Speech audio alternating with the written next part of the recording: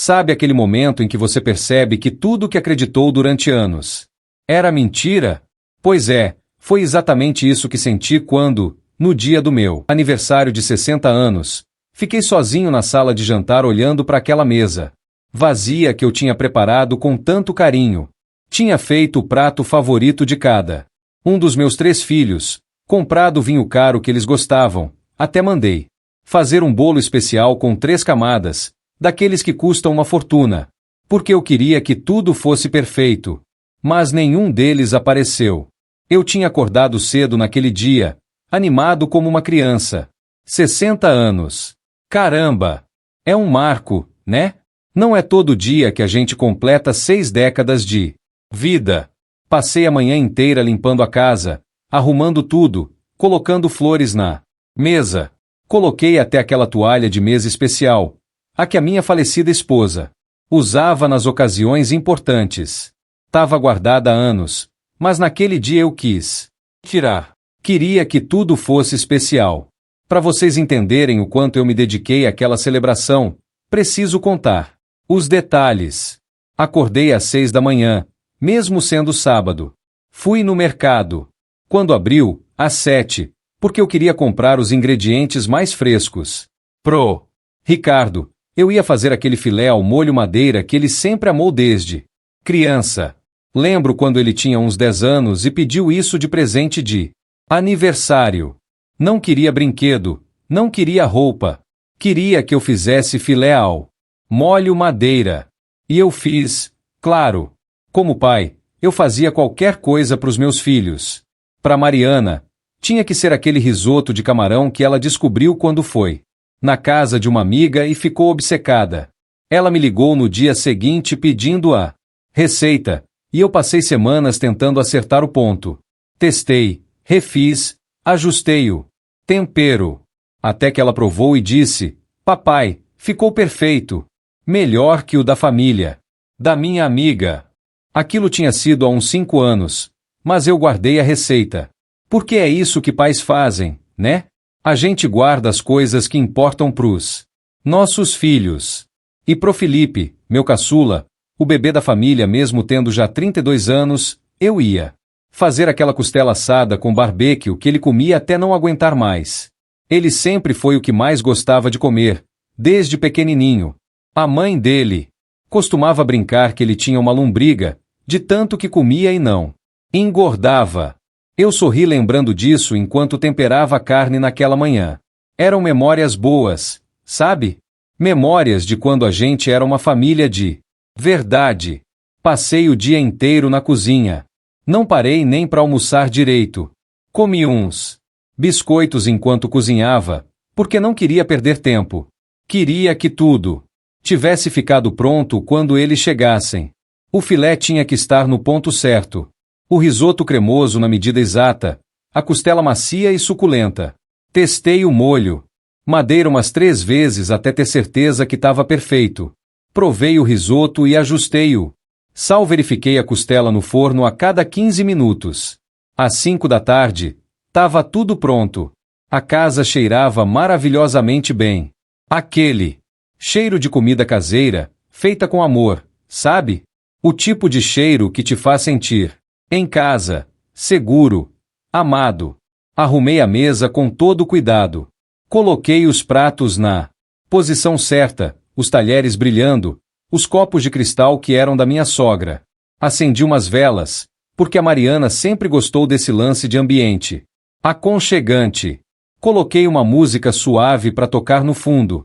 Tudo perfeito. Tudo do jeito que eu imaginei. Tinha combinado com eles que a gente se encontrava às 7. Horário bom, né? Não muito cedo, não muito tarde. Tempo suficiente para todo mundo resolver suas coisas e chegar tranquilo. Eu avisei com uma semana de antecedência. Mandei mensagem no grupo da família, aquele que eu tinha criado há uns anos pra gente ficar mais conectado, mas que na prática só eu usava para mandar bom dia e perguntar como eles estavam. Pessoal, no sábado que vem é meu aniversário. Vou fazer 60. Que tal a gente se reunir aqui em casa para jantar? Tô com saudade de vocês. Eu tinha escrito E eles responderam: o Ricardo mandou um conta comigo, pai. A Mariana botou uns emojis de coração e escreveu: não perco por nada. O Felipe, sempre mais econômico com palavras, só mandou: beleza, tô aí. E eu fiquei feliz, genuinamente feliz, porque fazia tempo que a gente não se reunia assim, toda a família junta. Às 6h30, eu já estava vestido com minha melhor camisa. Tinha até passado a ferro, coisa que eu raramente fazia. Me olhei no espelho e pensei: caramba, 60 anos. Onde foi parar o tempo? Meu cabelo, que já era grisalho, parecia mais branco naquela luz. As rugas ao redor dos olhos eram mais profundas.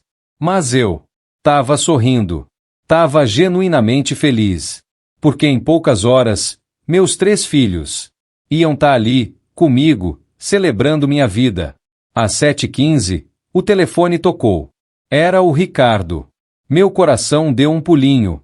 Já tá chegando? Pensei. Mas quando atendi, a voz dele estava diferente. Tensa. Cansada. Pai? Oi, pai. Olha, eu tô ligando para te avisar que eu não vou conseguir ir aí. Hoje não. Senti como se alguém tivesse me dado um soco no estômago. Mas tentei manter a voz calma. Como assim, filho? Você confirmou. A gente combinou. Eu sei, pai. Eu sei. Mas é que surgiu uma reunião aqui na empresa. De última hora. Sabe como é?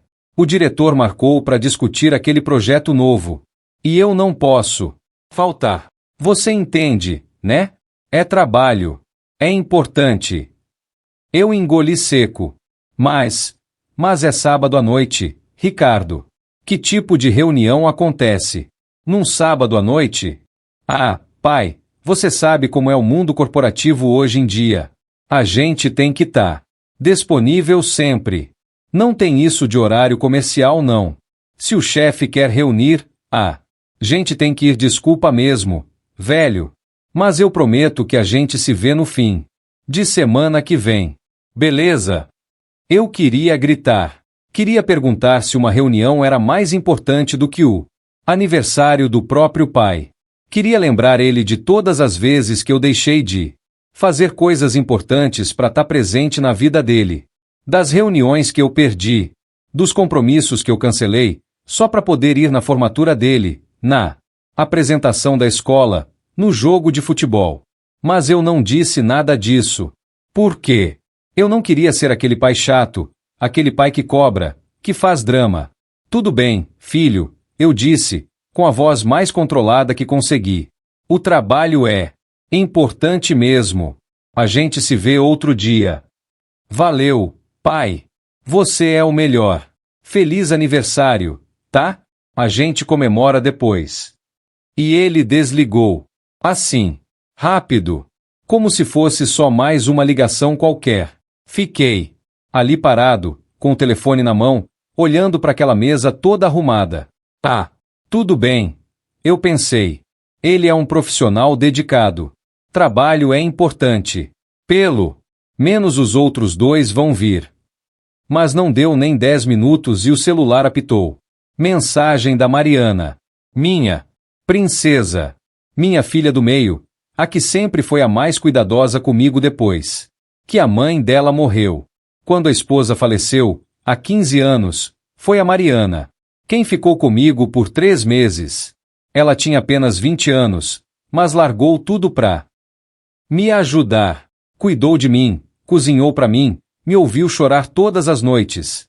Foi ela quem me tirou da cama quando eu não queria mais viver.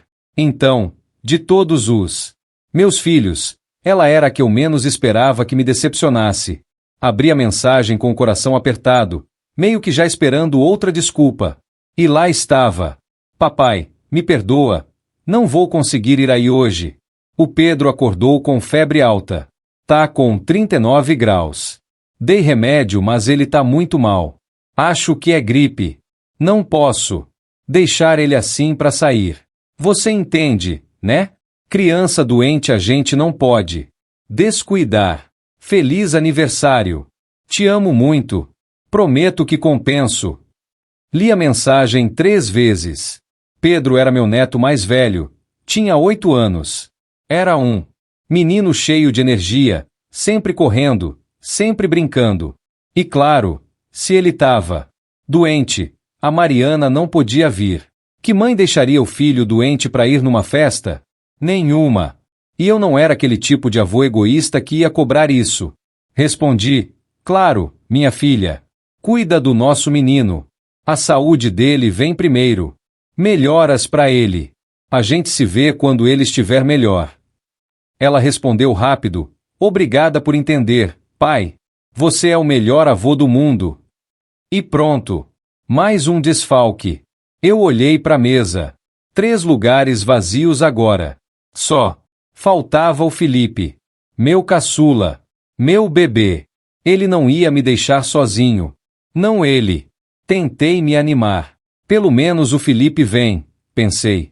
A gente comemora eu e ele. Vai ser legal. Vai ser bom ter um tempo só nós dois.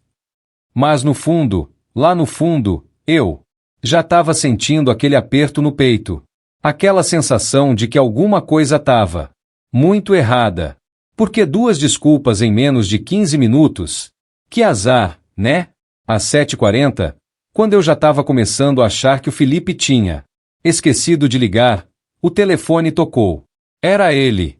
Atendi na primeira chamada, ansioso. Felipe. Filho, você já tá chegando? O jantar tá quase frio. Pai, olha, é sobre isso que eu tô ligando. E ali, naquele tom de voz, eu já soube. Já senti. Ele não ia vir. Mas ainda assim, eu perguntei. Porque a gente sempre tem aquela esperança boba, né? Aquela esperança de que a gente tá errado, de que é só impressão. O que foi, filho? Pai, que situação. Você não vai acreditar no meu azar. Tava vindo pra aí. Tava. Mesmo. Juro. Mas o carro quebrou. Quebrou no meio da estrada.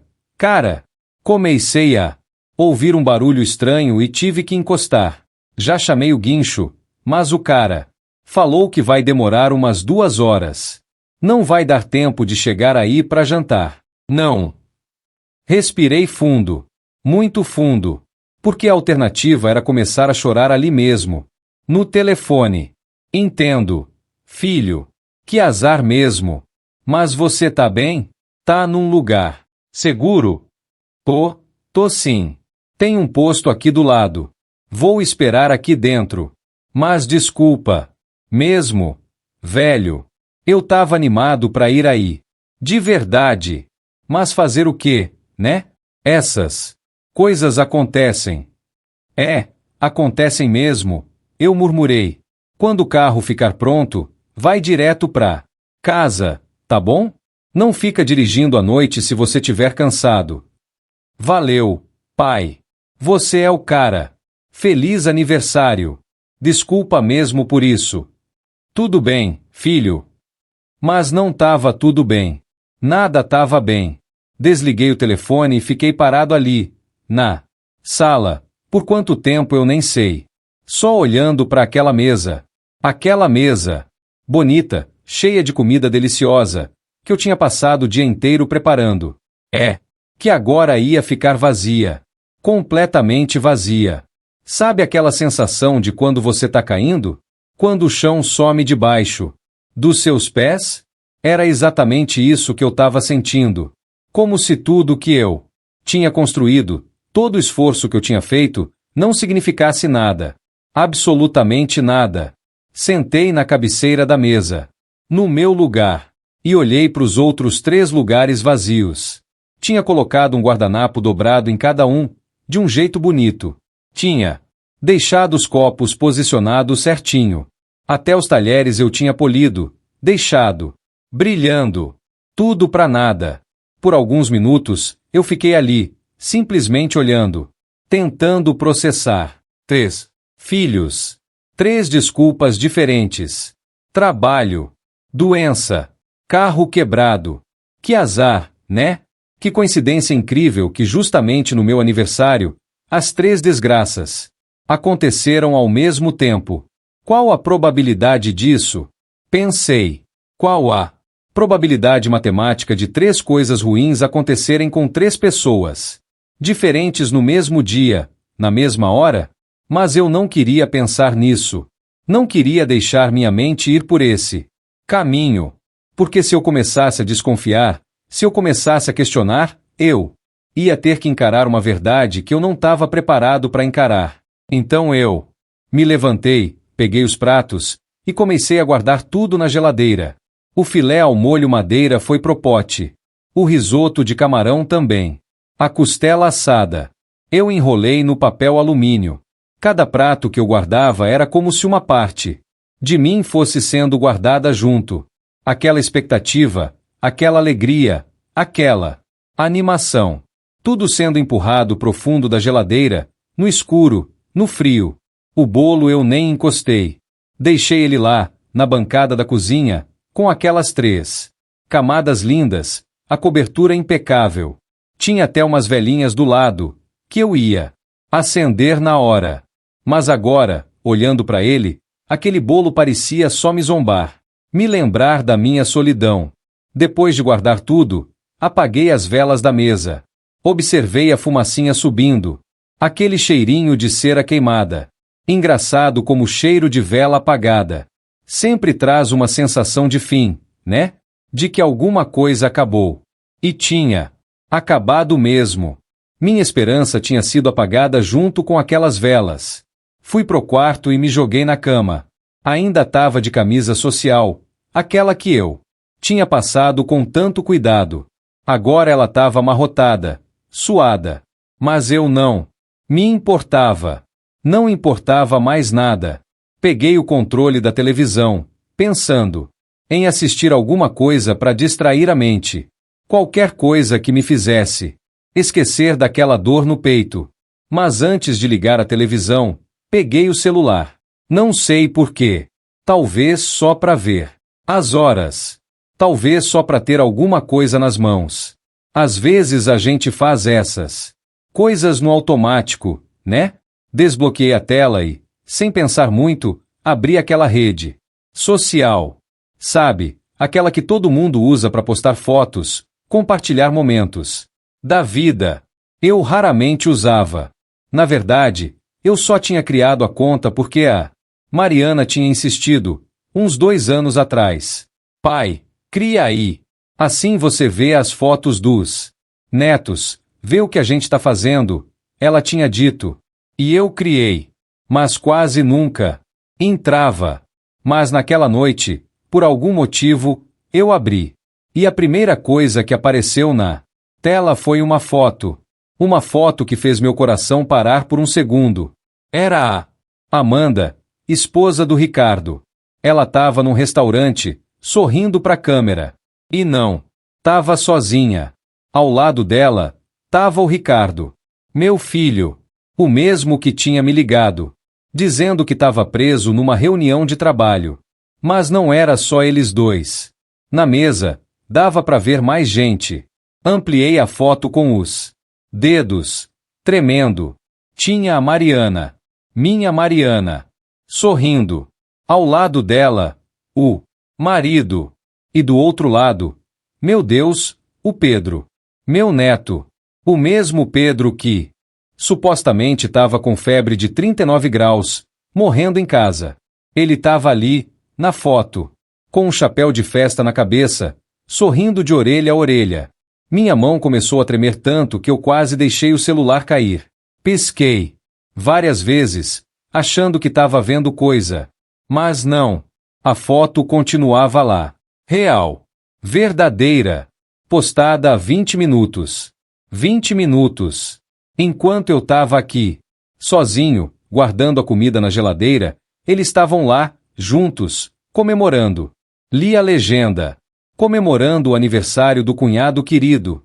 Família reunida é tudo. Amamos você, amor. E tinha a localização marcada. Um restaurante. Um restaurante que eu conhecia. Um restaurante que ficava a 15 minutos da minha casa. 15 minutos. 15 minutos. Eles estavam a 15 minutos de mim. E tinham preferido mentir. Respirei fundo. Tentei me acalmar. Talvez seja outra coisa, pensei. Talvez tenha uma explicação. Mas no fundo, eu já sabia que não tinha.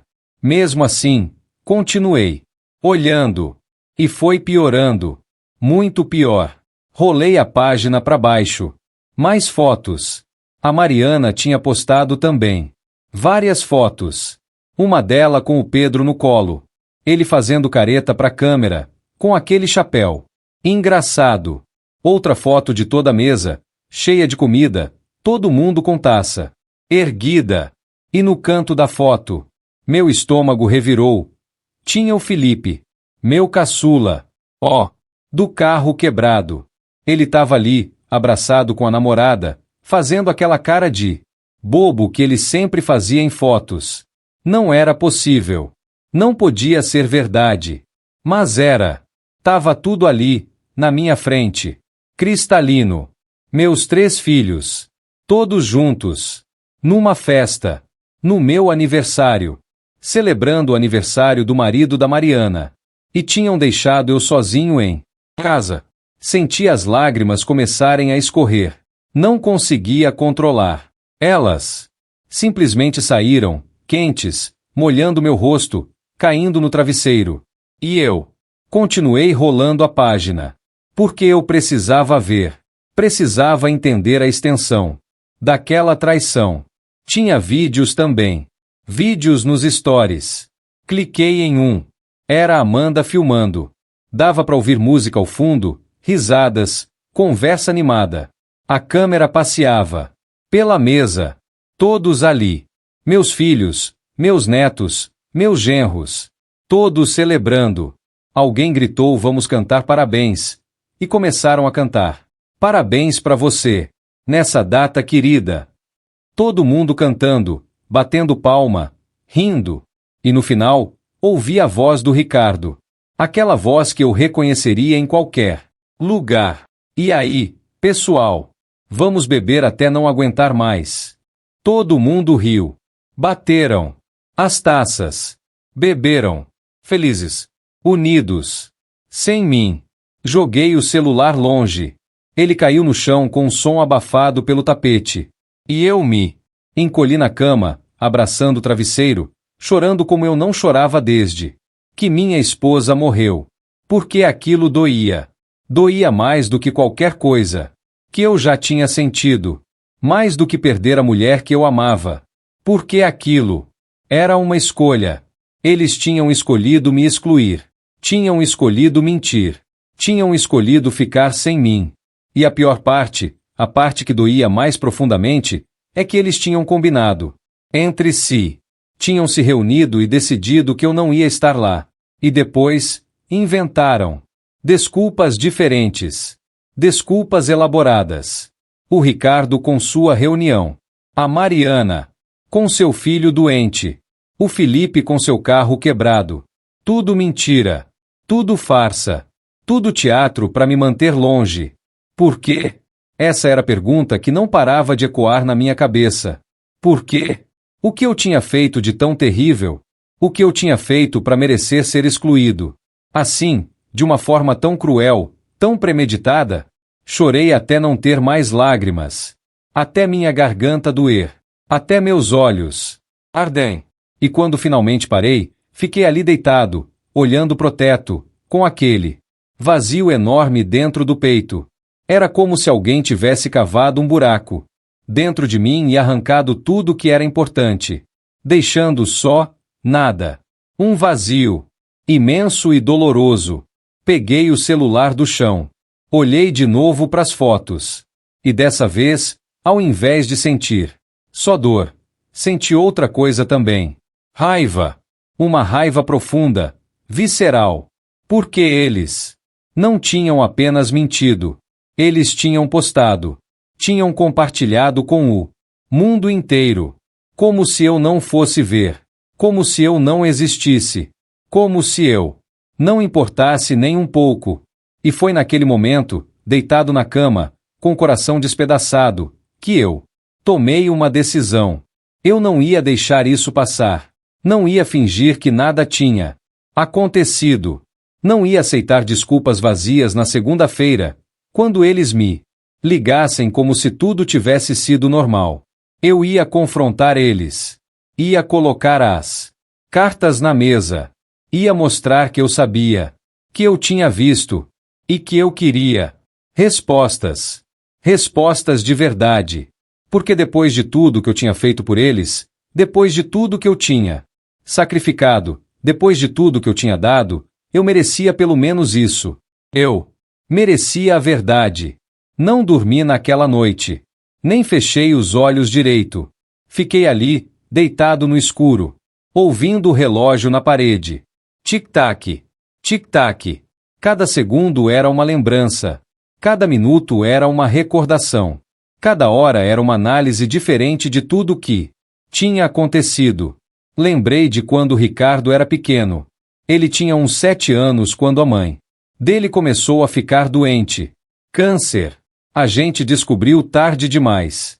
E durante aqueles 3 anos de tratamento, enquanto ela lutava pela vida, eu me desdobrava. Trabalhava durante o dia, cuidava dela à noite, e ainda tinha que ser pai para os 3 meninos. O Ricardo, mesmo sendo criança, tentava ajudar. Ele fazia o dever de casa dos irmãos, ajudava a arrumar a casa, até tentava cozinhar às vezes. Lembro de uma vez que cheguei em casa depois de um plantão duplo no trabalho. Eu trabalhava como técnico numa empresa de manutenção industrial e, às vezes, tinha que fazer horas extras para pagar as contas médicas, e encontrei o Ricardo na cozinha, tentando fazer macarrão para os irmãos. Ele tinha queimado a panela. A cozinha estava um caos, mas ele estava tentando. Com 7 anos. E quando me viu, começou a chorar. Desculpa, pai. Eu só queria ajudar. Eu só queria que você não tivesse que fazer tudo sozinho. Eu abracei ele naquele dia. Abracei forte. E prometi que a gente ia superar tudo. Junto. Como família. E a gente superou. Quando a mãe deles morreu, 3 anos depois, nós 5 nos agarramos um ao outro. Era tudo que a gente tinha. Mas a gente tinha um ao outro. E eu achava que isso significava alguma coisa. Achava que a gente tinha criado uma ligação que nunca ia quebrar. Mas eu estava errado. Porque agora, aquele menino de 7 anos que chorava na minha cozinha tinha crescido e virado um homem que mentia na minha cara. Que inventava reunião de trabalho para não passar meu aniversário comigo. Que preferia comemorar o aniversário do cunhado a estar com o próprio pai. E a Mariana. Minha Mariana. Ela que tinha ficado comigo quando a mãe morreu. Ela que tinha segurado minha mão no enterro. Ela que tinha dormido do meu lado por semanas porque eu tinha pesadelos, porque eu acordava chorando. Ela tinha 20 anos e podia estar vivendo a vida dela, saindo com amigos, namorando, fazendo faculdade. Mas ela ficou. Ficou porque me amava. Ou pelo menos era isso que eu pensava. Agora, ela usava o próprio filho como desculpa. Inventava que o Pedro estava doente. Mentia descaradamente, sabendo que eu nunca ia duvidar. Por que pai duvidaria que um neto tá doente? E ela usou isso contra mim. Usou o meu amor pelo meu neto como ferramenta para me enganar. E o Felipe, meu bebê, meu caçula, o que eu mais protegi, o que eu mais mimei. Talvez, quando ele perdeu o emprego aos 28 anos, eu abri as portas da minha casa. Não só deixei ele morar de graça, como dei mesada para ele.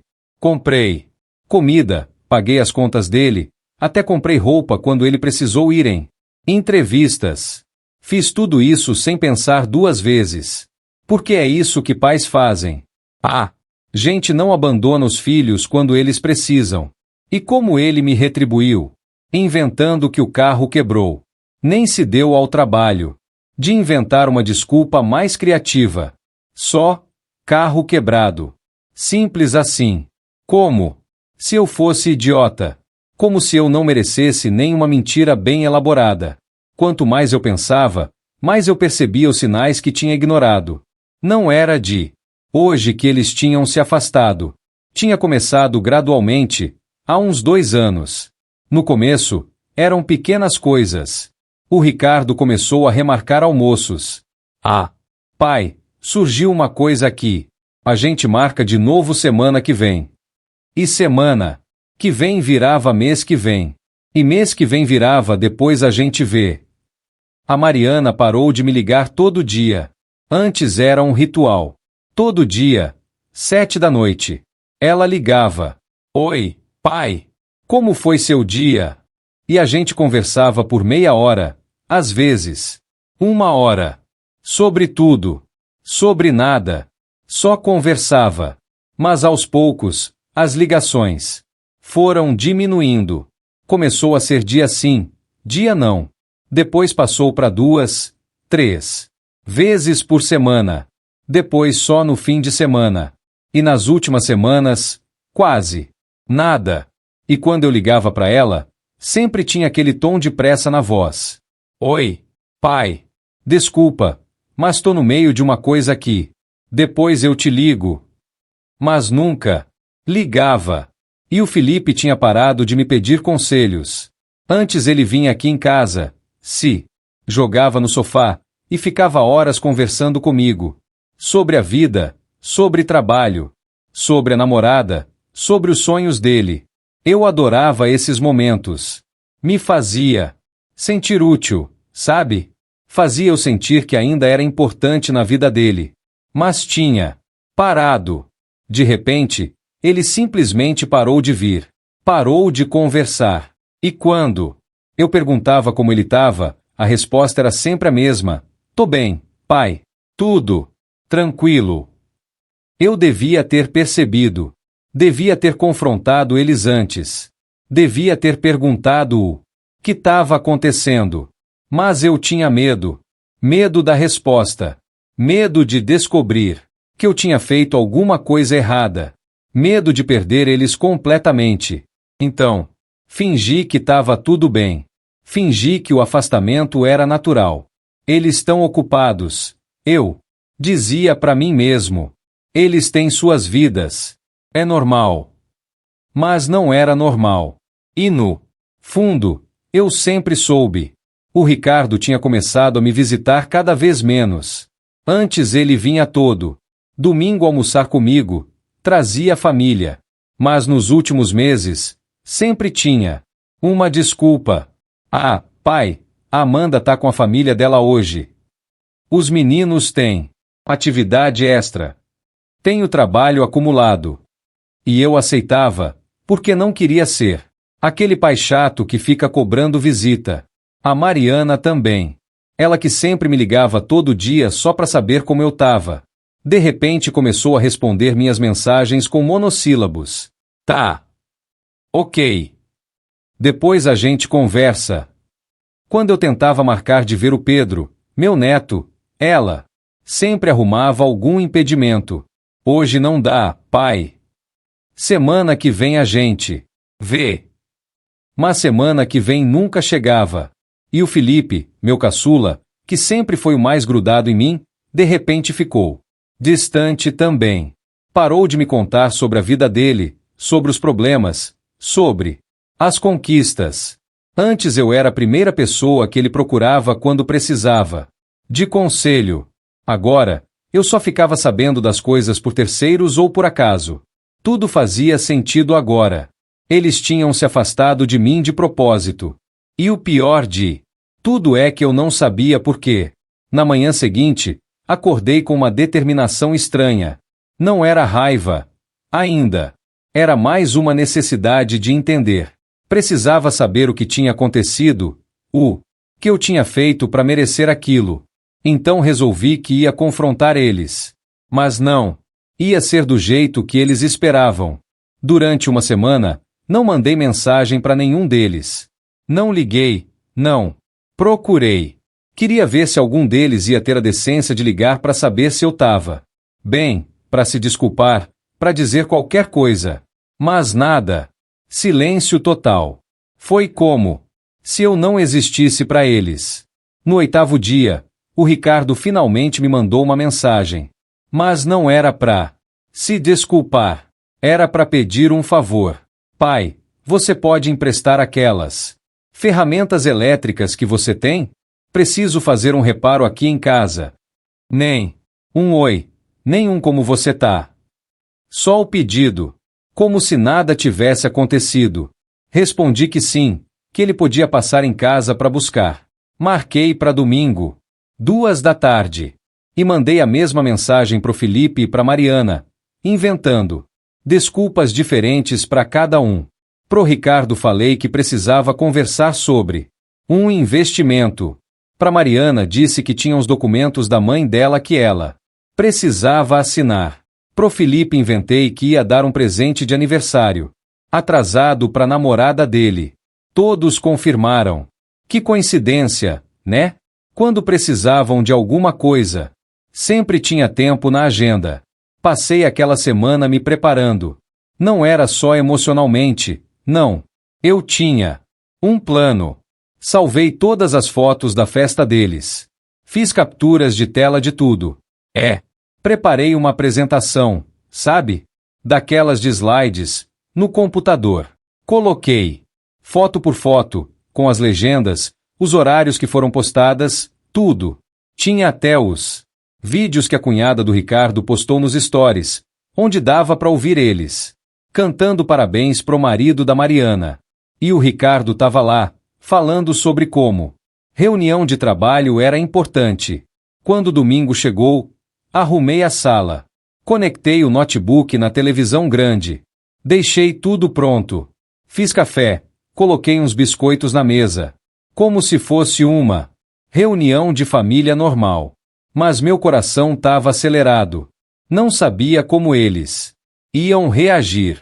Parte de mim tinha medo de que eles simplesmente fossem embora. Me deixassem falando sozinho. Mas eu precisava fazer aquilo. Precisava de respostas. O Ricardo chegou primeiro, pontualmente às 2. Ele sempre foi pontual para tudo, menos para me visitar. Entrou em casa com aquele ar de superioridade que ele tinha desenvolvido desde que virou gerente. Nem me abraçou direito. Só deu um tapinha nas minhas costas e perguntou: "E aí, pai? Onde estão as ferramentas?" "Calma, filho. Vamos esperar seus irmãos chegarem.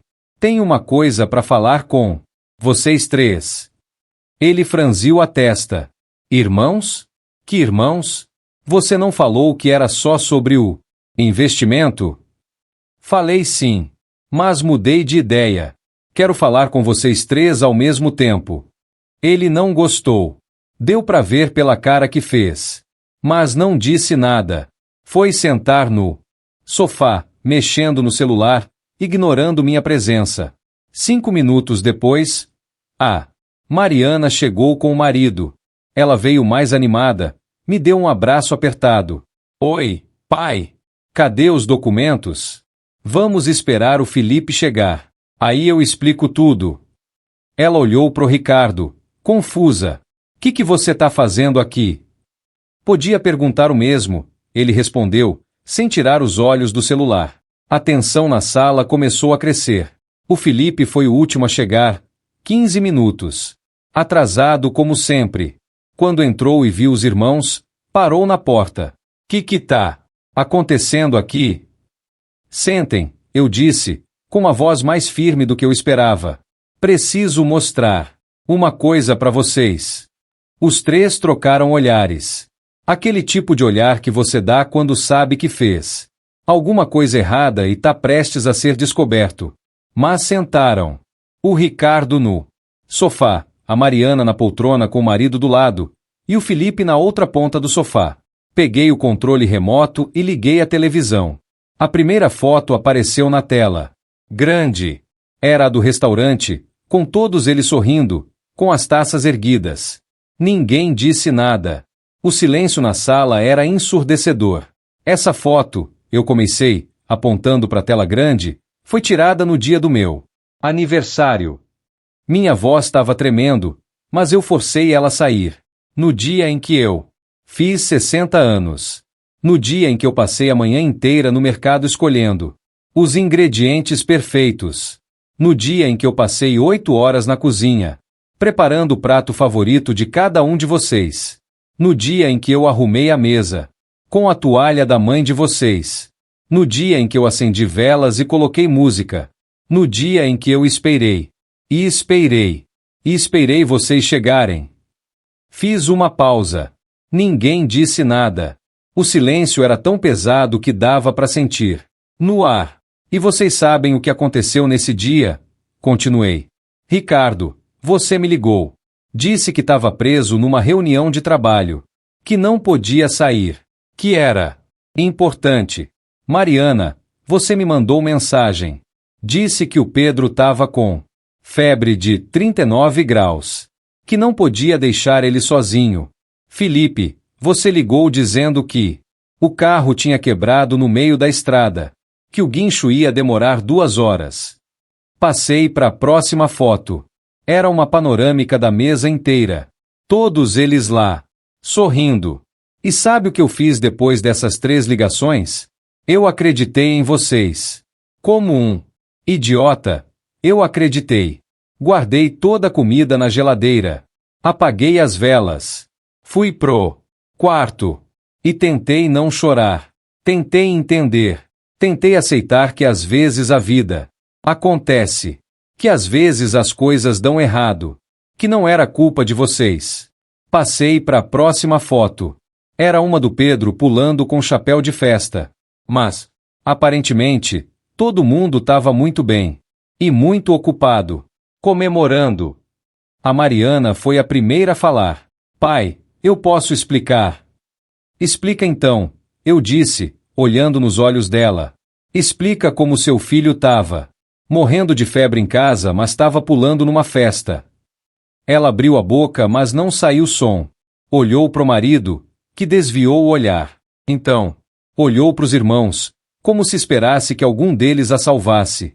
Mas ninguém disse nada. Passei para as outras fotos. Uma por uma. Em cada foto, eles estavam mais constrangidos. O Ricardo tinha colocado o celular de lado e estava olhando pro chão. O Felipe estava vermelho, roendo as unhas. A Mariana tinha lágrimas nos olhos. Quando cheguei no vídeo, o dos stories, eu dei play. O som encheu a sala. Era a voz deles cantando parabéns. Parabéns para você, nessa data querida. E no final, o Ricardo gritando, e aí, vamos beber até não aguentar mais. Todo mundo rindo, batendo palma. Desliguei a televisão e sentei na cadeira na frente deles. Agora me expliquem. Expliquem por que vocês inventaram desculpas elaboradas para não passar meu aniversário comigo. Expliquem por que preferiram mentir na minha cara a simplesmente falar a verdade. O silêncio continuou por mais alguns segundos. Então o Ricardo suspirou e, finalmente olhou para mim. Porque a gente não queria te magoar, pai.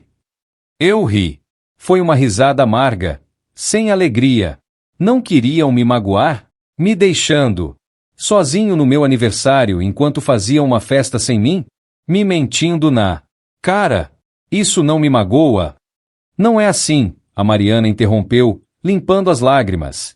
É que, pai, a gente não sabia como dizer, como falar que... Ela parou, como se tivesse medo de continuar. Falar o quê? Eu pressionei. O Felipe foi quem soltou. Ele sempre foi o mais direto dos 3. Que você é chato. Pai. Desculpa, mas é verdade. Você é chato. Toda vez que a gente te visita, você fica reclamando de tudo.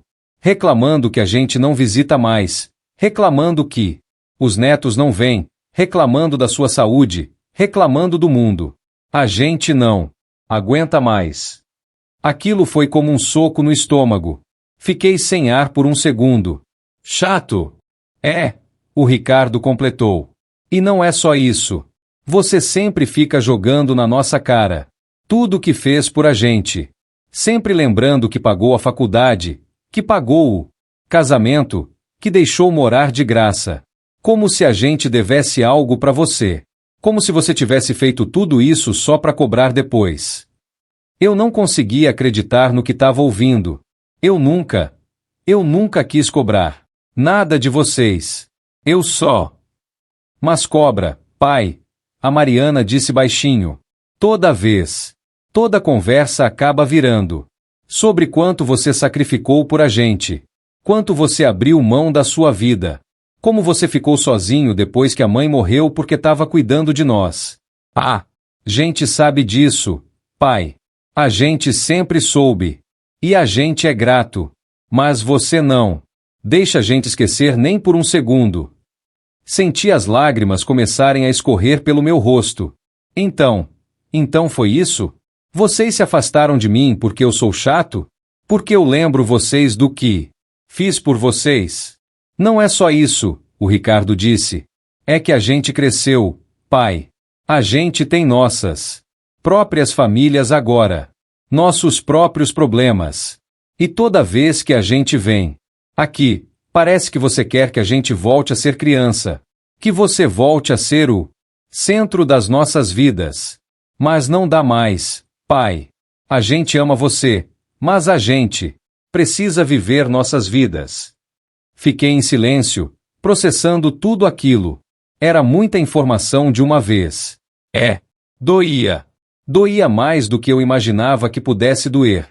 Porque no fundo mesmo, eu sabia que eles tinham razão. Eu tinha sim me tornado uma pessoa amarga. Depois que a mulher que eu amava morreu, depois de anos criando 3 filhos sozinho, trabalhando até não aguentar. Mas eu tinha desenvolvido uma necessidade doentia de reconhecimento. Queria que eles soubessem o quanto eu tinha me sacrificado. Queria que eles entendessem que cada coisa que eles tinham, cada oportunidade, cada momento feliz, era porque eu tinha aberto mão da minha felicidade. E no processo de querer esse reconhecimento, eu tinha afastado as únicas pessoas que eu realmente amava no mundo. Então era para ter sido sinceros comigo, eu disse finalmente, ainda chorando. Era para ter falado isso na minha cara. Não mentir. Não me excluir. Se vocês tivessem chegado e dito que não queriam passar meu aniversário comigo, porque eu tô sendo chato, eu ia tentar mudar. Mas vocês preferiram mentir. Preferiram fazer uma festa sem mim e fingir que tinham motivos para isso. A gente não queria te magoar, a Mariana repetiu, chorando também. A gente realmente não queria. Mas magoaram, eu disse. Magoaram muito mais do que se tivessem falado a verdade. Porque agora eu não sei se posso confiar em vocês. Não sei se tudo o que vocês falam para mim é verdade ou mentira. Não sei se quando vocês dizem que me amam, é de verdade ou é só para me manter feliz enquanto vocês vivem suas vidas longe de mim. O Ricardo levantou e veio até mim. Ajoelhou na minha frente e segurou minhas mãos. Pai, a gente te ama. De verdade. Isso nunca foi mentira. A gente só... gente errou. Errou feio. A gente deveria ter conversado com você antes. Deveria ter falado sobre como a gente estava se sentindo. Mas a gente teve medo. Medo de te magoar. Medo de você achar que a gente era ingrato. E acabaram me magoando muito mais. Eu sussurrei. Ele abaixou a cabeça. Eu sei. Desculpa, pai. Desculpa mesmo. A Mariana e o Felipe também vieram. A Mariana me abraçou apertado, chorando no meu ombro. O Felipe ficou do meu lado, com a mão no meu ombro. E ficamos ali, os 4, chorando juntos. Não sei quanto tempo passou. Quando finalmente nos separamos, eu me senti vazio. Como se tudo que eu tinha segurado durante anos tivesse saído de uma vez. Era uma sensação estranha. Não era exatamente alívio, mas também não era mais aquela dor aguda que eu sentia antes.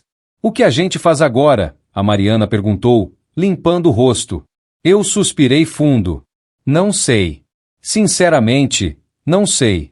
Mas acho que a gente precisa conversar mais. De verdade.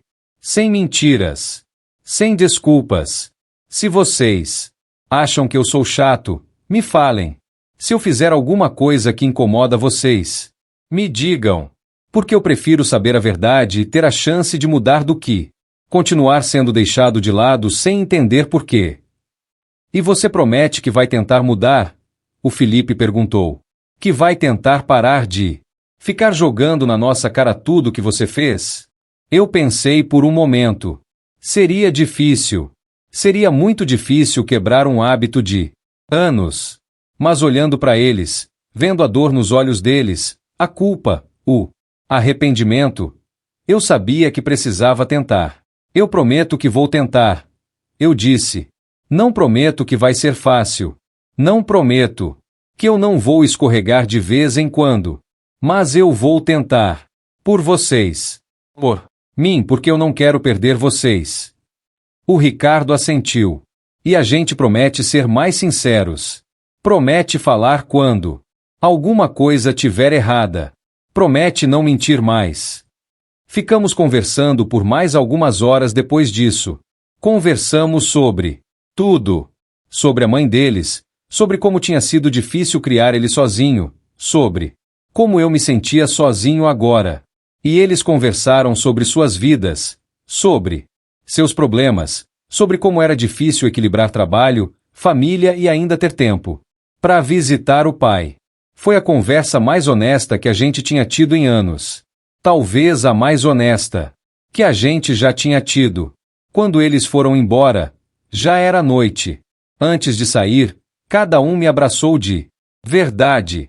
Não aqueles abraços rápidos, mecânicos, que tinham se tornado padrão.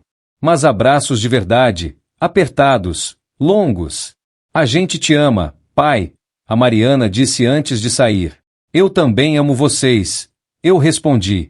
Mais do que vocês imaginam. Depois que eles foram embora, fiquei sozinho na sala de novo. Mas era diferente. Desta vez. Não era aquela solidão pesada, sufocante, que eu tinha sentido no meu aniversário. Era uma solidão mais leve. Porque agora eu sabia que não era porque eles não me amavam. Era porque a gente tinha perdido a conexão em algum lugar do caminho. E agora, a gente tinha chance de reconstruir. Não foi fácil depois daquele dia. Não vou mentir e dizer que tudo ficou perfeito. Ainda tinha momentos em que eu escorregava, começava a reclamar demais ou a jogar na cara deles os sacrifícios que fiz. E eles ainda tinham momentos em que inventavam desculpas pequenas para não virem me ver. Mas a diferença é que agora a gente conversava sobre isso. Quando eu percebia que estava sendo chato, eu parava e pedia desculpas. E quando eles não queriam vir, eles falavam a verdade. Pai, hoje eu tô muito cansado, prefiro ficar em casa. E eu entendia. De verdade. Alguns meses depois daquele encontro, eles me chamaram para jantar. Dessa vez, foi diferente. Foi num restaurante, com toda a família. Os cônjuges, os netos, todo mundo junto. E quando chegou a hora da sobremesa, trouxeram um bolo. Feliz aniversário atrasado, pai, o Ricardo disse, sorrindo. Eu comecei a chorar de novo. Mas dessa vez eram lágrimas boas. Lágrimas de felicidade. Porque finalmente, depois de tanto tempo, eu sentia que tinha minha família de volta. Cantamos parabéns juntos. E quando soprei a vela, fiz um pedido. Um pedido simples, mas poderoso.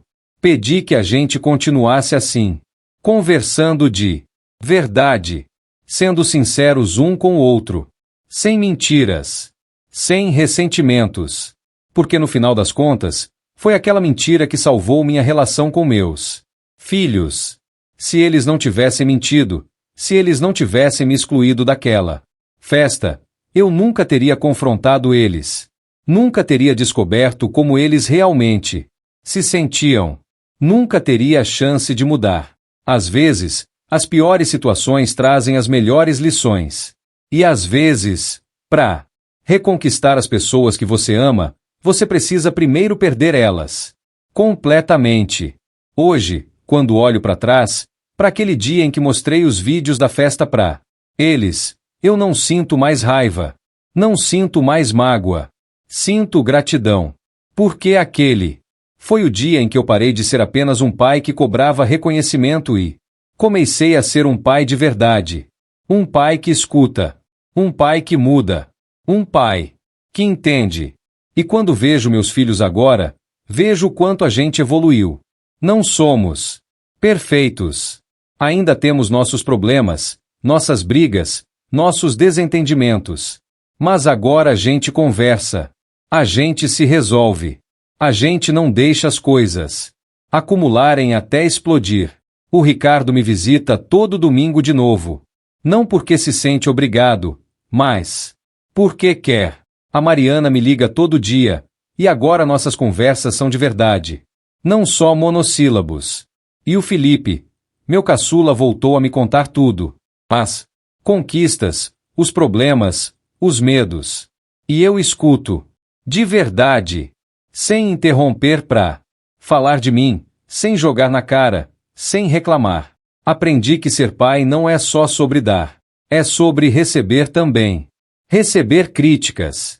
Receber verdades duras. Receber a realidade de que você não é perfeito.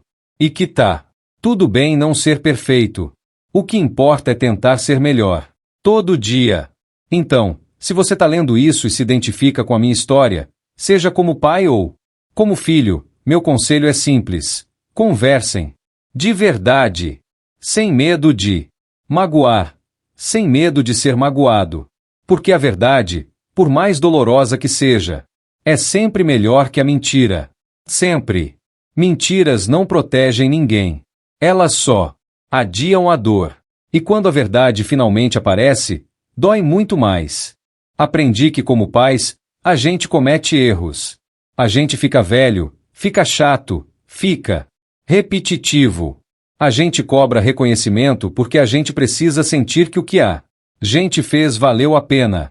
Que os sacrifícios significaram alguma coisa.